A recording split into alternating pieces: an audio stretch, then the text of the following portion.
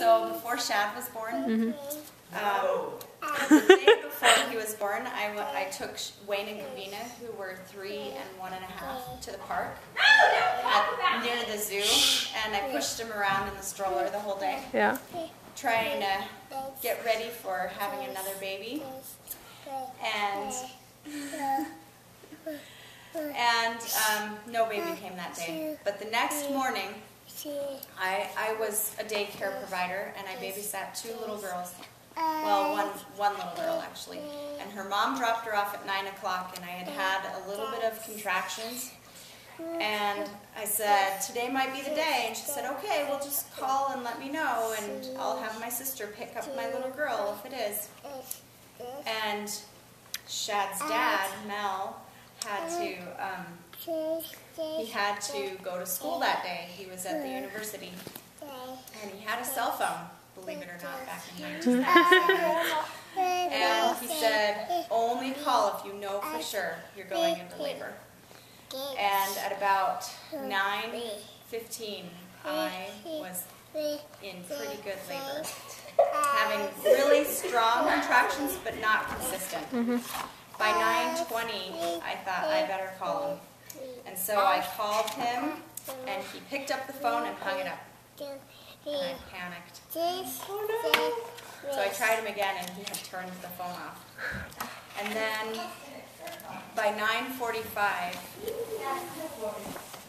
my times are off. I just that doesn't matter. So it was 9:30 that it started. The lady dropped her girl off at 9:30. Yeah. 9:45, I thought, oh, I better call him, and I called him at 10 o'clock. Yeah, that's the right time. And then I knew he got out of class at 10:20, so I thought, okay, maybe I can hold on till 10:20. And at 10:20, he called me right when he got out of class, and I said, I'm going to have a baby. You've got to get home. And he said, are you sure? And I said, I'm positive. So down he comes from the university, and I called the other lady, and she had her sister come, and it took her sister a while, and it took Mel a while. And then I had to figure out a babysitter for Wayne and Kavina, and the babysitter I had lined up said, you can have your baby anytime except for spring break, because we're leaving the day before spring break, and it was the day before spring break. So I had to arrange someone else to take the 2 little ones. So finally, by 11 o'clock, we get to the hospital, and the nurses wanted to check me in, and I was at the station, and Mel was giving them my information of my name and everything, and the next thing they know, I was gone, and they were like, where is she? I had gone down under the counter, and I was hugging my pillow, and then they get me in a room, and the nurse says, do you feel like you're going to have this baby? And I said, yes, I am about to have this baby. And then they checked me, and you have to be at a dilation of 10 to have a baby.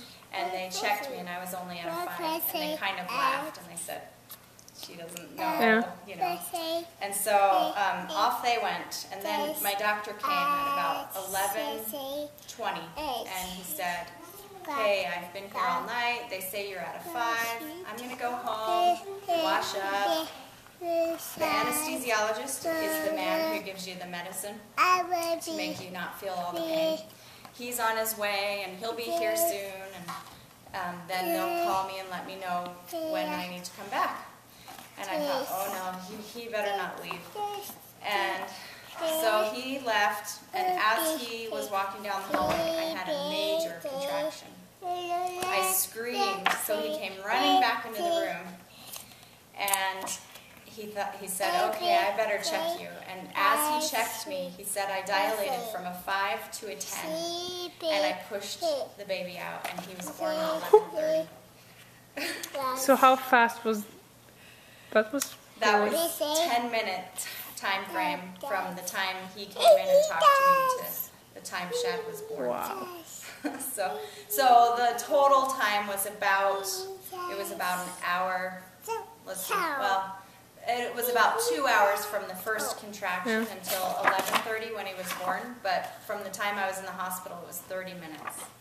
That's a good